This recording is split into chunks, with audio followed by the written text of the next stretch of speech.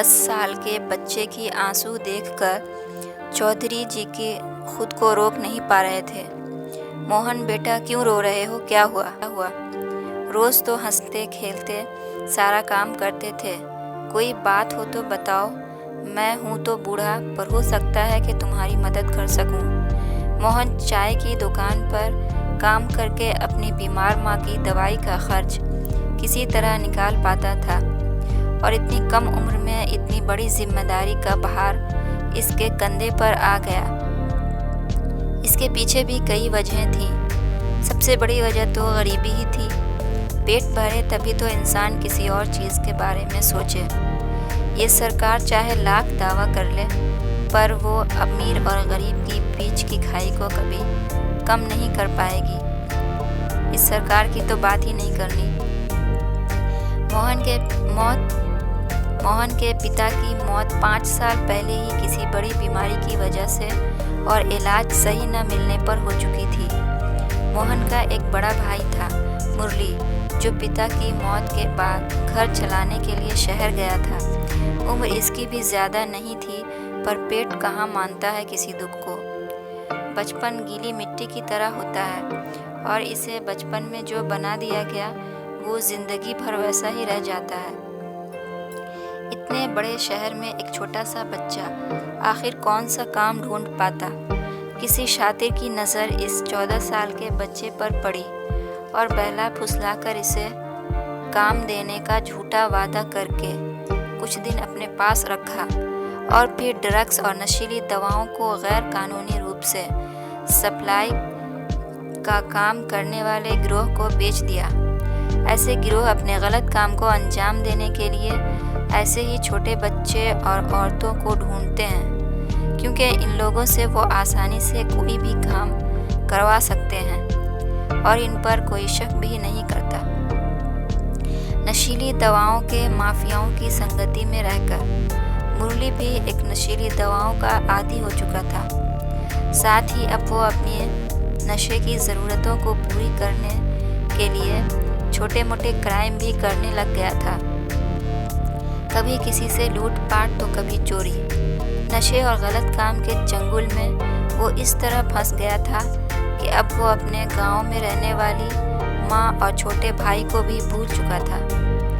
1 साल से इसकी कोई खबर नहीं थी। इसी बीच मोहन की माँ भी पति और बेटे के गम में बीमार हो गई थी। घर में खाने को अनाज का एक दाना भी नहीं था। इतनी कम उम्र जो इसके हंसने खेलने और पढ़ाई करने की थी, इस उम्र में बेचारे मोहन के सर पर इतना बड़ा बोझ पड़ चुका था। कम से कम जिंदा रहने के लिए तो 2 वक्त की रोटी का इंतज़ाम करना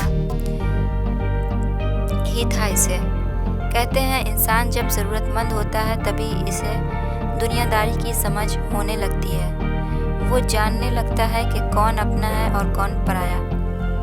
2 वक्त की रोटी की तलाश में वो छोटा बच्चा निकल पड़ता है, और इसी गांव से थोड़ी दूर एक चाय की दुकान पर इसे अपनी मंजिल मिल जाती है।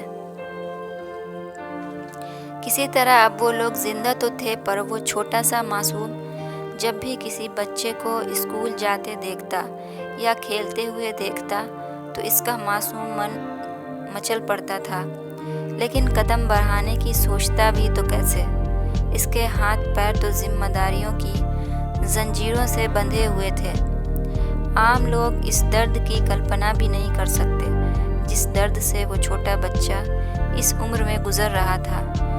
बड़ी अजीब बात है, किसी के पास सब कुछ है तो किसी के पास कुछ भी नहीं।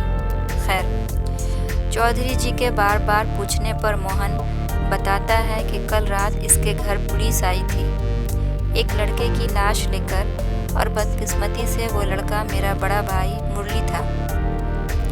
गलत संगत में पड़कर इसने जो जुर्म किए, इसकी सज़ा आज इसके परिवार के लोग भी भुगत रहे हैं।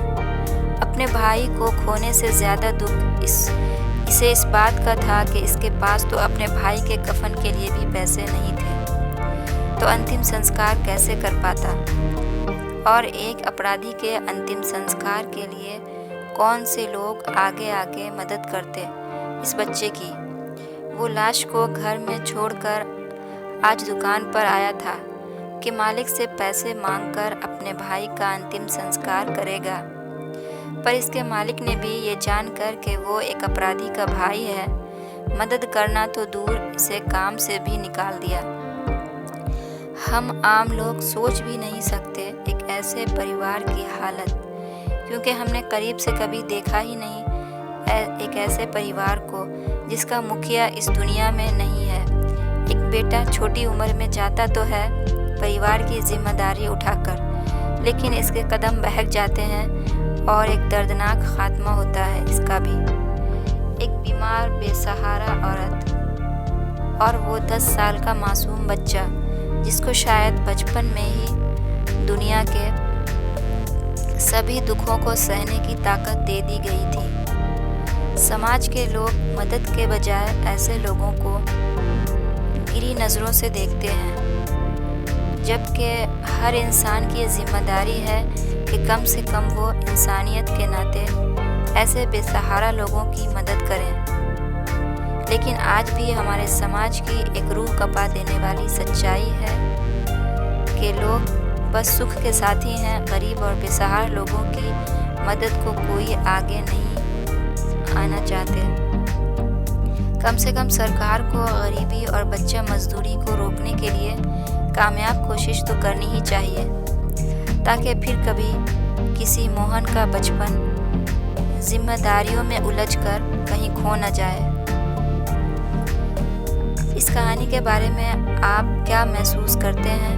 अपनी राय कमेंट करके ज़रूर दें। अगर ये वीडियो अच्छी लगे तो लाइक और सब्सक्राइब भी कर दें। अपना ख्याल रखें।